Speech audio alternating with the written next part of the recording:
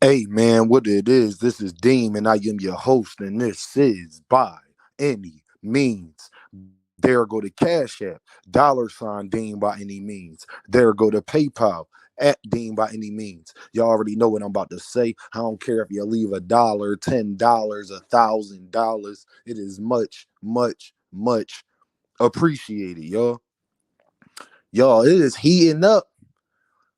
I made a video yesterday, and because Jon Inis came out and said that Brian Norman was ducking him, that he didn't sent offers to everybody, Mario Barrios, Amontis Stanionis, Brian Norman Jr. Brian Norman Jr. came right back out and said, "That's all cap. They ain't turned down nothing. They ready to rumble, and Boots not gonna stand toe to toe with them. They try and fight. What's up?"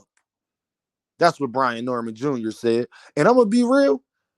I don't not believe him. I'm gonna just say I don't not believe him. I ain't saying that. I ain't saying Boots capping because miscommunications could definitely take part in a lot of this. But we go and see. But Brian Norman Jr. say it's all capping. He ready to go, and that's exactly what I like to hear from people at the 147 division because that's exactly what they need right now. Oh, this is exactly what they need right now. Now, the funny thing is about this situation now is that neither fighter can go backwards now. Well, Dean, what you mean by that? Well, if Jaron gonna say he sent offers to everybody, and then Brian Norman say that that's kept, he ready to fight, then both fighters got to fight. That's just what it. Listen, man. That's just what I'm saying. You can't say somebody ducking you, and then they say they not ducking you, and then for some reason, somehow, neither one of you sign contracts or get into negotiations. Nah, you can't have it that way. You can't have it both ways, and that go for my fellow Philly guy, Jon Inis, and that goes for Brian Norman Jr. as well, because it puts you in a situation where if it don't happen, somebody gonna look like they was telling fibs or they wasn't really about the smoke. And to be honest, that's a bad look for both of these young gentlemen. Won't don't you think? I think so too. So now they're in a situation where now they gotta fight.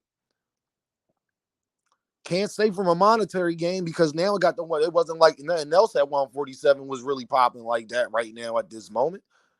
So now you got stuff heating up back and forth. Brian Norman putting out Instagram posts, adding Jaron, adding Eddiehearn. Well, then you can't go backwards, Brian.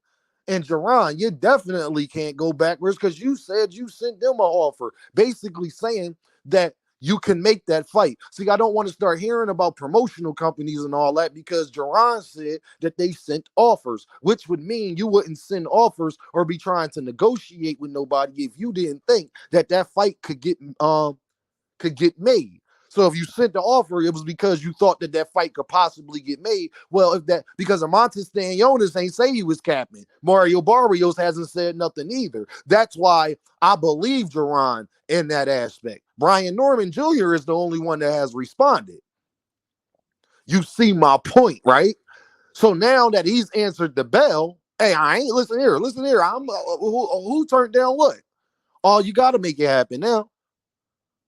Boots said this is what he wants. Brian Norman says this is what he wants. Let us get what he wants. And Brian Norman said he'd do it back at the Wells Fargo, which would be definitely be an event. So, Boots getting a unification bout. I don't see nothing else that could be better for him right now, even if he took a fight at 154. I don't see a fight at 154 right now that he could get up there because it's not like Boots going to go right from 147 this year and fight somebody at 154 for a championship because all of those guys are in negotiations, either on arrest or already got a fight set up at that division. So you had to take somebody that's a contender, a Virgil Ortiz, but Virgil Ortiz, we don't know what he doing, or Barinchek, we don't know what he doing. So he won his rematch. So it's a lot of factors that got a factor out anyway, which it wouldn't happen this year. So what should he do? You can't name me a better fight than Brian Norman Jr. right now for Jon Inis at this very moment because he won a fight again at the for at before the year is out, and so does Brian Norman Jr. So listen here, then it just is what it is. This has the most steam, but what I really want to talk about, y'all, it goes into my bigger point. All of you Earthmen that was out there talking about, that he has to do this, he has to do that, and I keep telling y'all, well, I'm not even sure if those guys, for all the things that I just stated, would even fight him right now. Speaking of Jon Inis, I'm talking about.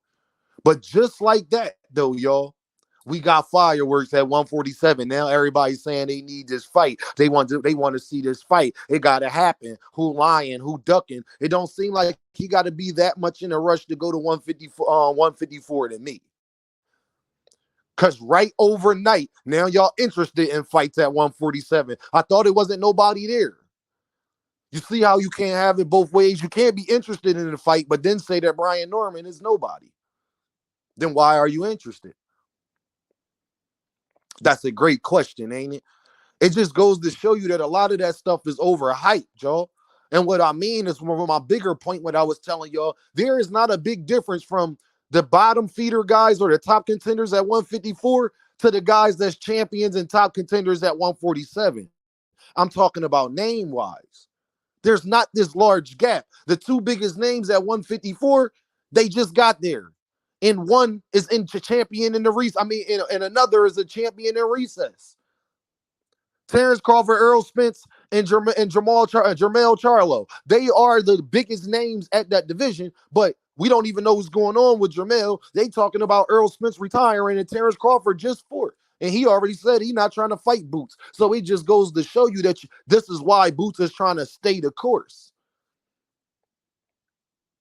I told you, those guys at 154, they're not going nowhere. But if everybody is going to be on record and duck Jon Inis at 147, then yeah, I agree. He better go to 154.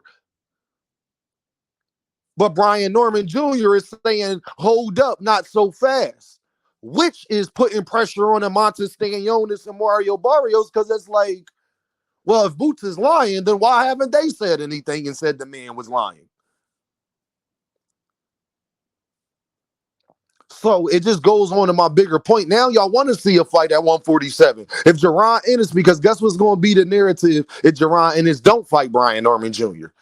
Jon Inis asked for these fights and said everybody was ducking him, and then he ducked Brian Norman Jr. He went and took Kuka Dojic. That's what they're going to say, y'all. Y'all know that's what people are going to say. So now Jon is in a position where he got to stay at 147, because if he don't, now they're going to say he ducking Brian Norman Jr. because of this little fiasco that happened right overnight. You don't know what's going to happen tomorrow. That's the beauty of boxing. If Brian Norman Jr. doesn't respond, this is not a story. You don't want to see the fight. You don't even care. For real, for real. We'll just be upset that they all ducking Jon Inis. But he did respond, and he said Jon is all cat. Now everybody want to see it. They interested. There's some hype into it. People having conversations. They dropping videos just like that. But y'all told me that he has to go to 154. And I keep telling y'all, for what? Unless it's going to be on record that all of these guys is ducking him. It's not like, first of all, I don't think what's the boy name that Tim Tszyu about to fight, y'all? What's his name, yo? Murtazaliev. I don't think Murtazaliev is better than Mario Barrios or goddamn Amontes Stanionis or Brian Norman Jr. Definitely not more exciting.